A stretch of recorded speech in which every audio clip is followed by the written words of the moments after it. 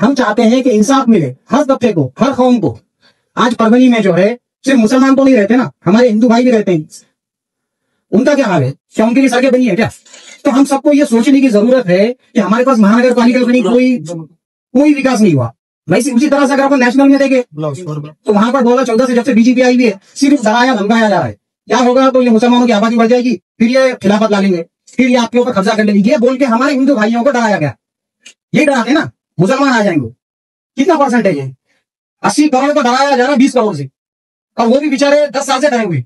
सरकार उनकी स्टेट में हो, सेंट्रल में हो, कोई एजेंसियां उनके हाथ में, फिर भी उनको डराया जा रहा है हिंदू खतरे में। अरे हिंदू खतरे में नहीं भैया, देश खतरे में। आपको जो है अपनी सत्ता चलानी है, अपना कारोबार करना है, अपनी कंपनियां चलानी है। किसान बिल लाया अडानी को फायदा करने के लिए, वक्त बिल ला रहे हैं फिर से कोई बिजनेसमैन को फायदा करने के लिए, जमीनों पे नजर है, हर चीज पे नजर है। यानी कि आप जो है कास्टिज्म के नाम पे धंधा करने के लिए बैठे हो। और जो मेजोरिटी है हमारे पास, हमारे हिंदू भाई लोग, अगर इन्होंने आवाज नहीं उठाने तो उनको क्या बोलो? मुसलमान के लिए कर रहे हैं। ये कानून जो बन रहा है मुसलमानों के लिए बन रहा है, उनको डराया धमकाया जा रहा है। उनका भी हाल ऐसा होगा, तकलीफ हो रही है मगर बोल नहीं पा रहे। क्या बोले? खुद ही चुन कर दिया है तकलीफ में, और बोल नहीं पा रहे। मगर नहीं बोलोगे ना तो ये देश बर्बाद हो जाएगा। आज हम लड़ रहे हैं, हम हमारे हिंदू भाइयों से भी रिक्वेस्ट करते हैं कि आप लोग भी हमारे साथ शामिल हो जाइए। ये जो धोखेबाज सरकार है, ये हिंदू मुस्लिम करा के, ये दंगे करा के, ये नफरत फैला के अपने कारोबार कर रही है।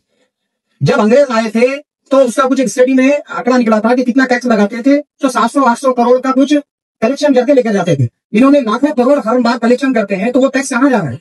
स्विस बैंक में जाता है। अगर नहीं जाता तो फिर कहां है? डेवलपमेंट क्यों नहीं हो रहा है? जब टैक्स भर रहे हो तब डेवलपमेंट क्यों नहीं हो रहा है? तो अगर कोई सवाल पूछेगा दोस्तों क्या बोलोगे? हिंदू मुस्लिम का मुद्दा डाल दो। तो इसीलिए जो है आपके सामने एक ऑप्शन है एसडीपीआई, जो इंसाफ के लिए काम करती है, हर समाज के लिए काम करती है। अल्हम्दुलिल्लाह परभनी में अच्छे खासे नौजवान हमारे से जुड़े हैं। हम आप सबसे भी रिक्वेस्ट करते हैं कि एक नई सोच के साथ इनके साथ जुड़े, इनको मजबूत करें। महानगर पालिका में हो, विधानसभा में हो, लोकसभा में अपनी लीडरशिप पैदा करें। ये जो पुराना खेल अभी तक चलता हुआ आया है, इसको खत्म करने के लिए यूथ को आगे आना पड़ेगा और जिम्मेदारी उठाना पड़ेगा। दो ही तरीके होते हैं, एक तो जो हो रहा है ना 80 साल से, इसको चुपचाप बर्दाश्त करते हैं और 100 साल के लिए, या तो फिर जिम्मेदारी उठाओ इसको बदलने के लिए।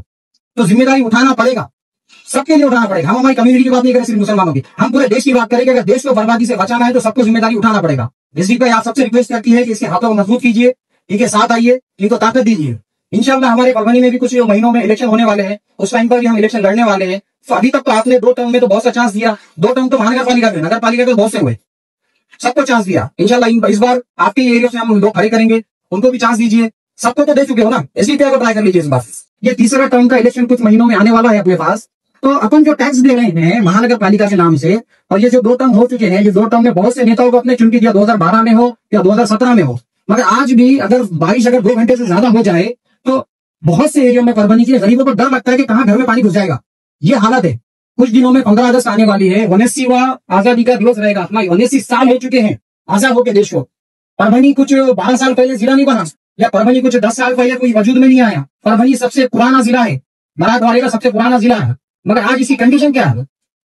2012 में महानगर पालिका बनी, जबरदस्ती थोपी गई अपने ऊपर। उसके बाद से आप अगर देखोगे तो बहुत से टैक्सेस ऐड हो गए, जो महानगर पालिका में नगर पालिका से महानगर पालिका बनने के बाद जो टैक्सेस ऐड हुए, तो उसका बेनिफिट्स क्या मिला? चलो ठीक है, मान लिया आपने 5 साल में कुछ नहीं कर सके। नेक्स्ट टर्म जब 2017 वाला आया तब क्या किया? आज भी आपके पास 2 महीने 3 महीने के बाद लोग आएंगे और बोलेंगे कि हमको चुनकर लाकर दो और इनकी सड़क बना देंगे। तो 10 साल में क्या करें? झक मारे। 10 साल में क्या किया? ये परभनी के हर बार मेंबर से हमारे सवाल है, आपकी तरफ से सवाल है। आप लोगों ने हमको हिम्मत दी, इसलिए हम उनसे आज पूछ रहे हैं। वो उपायुक्त जो है, वहां पर हम गए थे एक मदीना नगर के इश्यू को लेकर, वो बोल रहा है कि हमारे पास बजट नहीं है। मतलब क्या विकास का कारोबार लगा रखा है? बजट नहीं है, ये क्या बात हुई? क्या किसी के घर पर की मांग हुई क्या? टैक्सेस कम हुए किसी के? नहीं, इस साल में टैक्स नहीं लेते अपन, ऐसा कभी हुआ है किसी के साथ? जब पैसा पूरा ले रहे हो, टैक्स पूरा ले रहे हो, तो फैसिलिटी क्यों नहीं दे रहे हो? और हम क्या मांग रहे हैं? हमारे घर में राशन करने के लिए बोल रहे हैं क्या? हम बोल रहे हैं कि हमको बेसिक नीड्स यार, हमारी, हमको पानी साफ दो, हमको सड़कें दो, हमको नाली वाली बराबर करके दो, ये मांग रहे हैं ना। कि घर में उसको कपड़े कौन लगा रहे हैं? कौन गवर्नमेंट को बोल रहे क्या नहीं हमारे कपड़े धोगे दो, हमारे बर्तन धोगे दो? ऐसा तो कुछ नहीं है ना, हमारे बेसिक नीड्स है, हमारे पैसा भी ले रहे हो आप लोग। तो मतलब बोलने का मतलब ये कि 10-12 साल हो गए, आप अगर परभनी की हालत देखें तो बहुत खस्ता हालत है।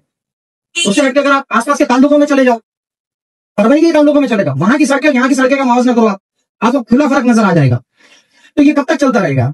अपन कब तक बेवकूफ बनते रहेंगे इन लीडरों के बातों में आके? एसडीपीआई ने मौका दिया है, हम सबको एक चांस मिल रहा है, एक नई क़यादत को परभनी में लाना है।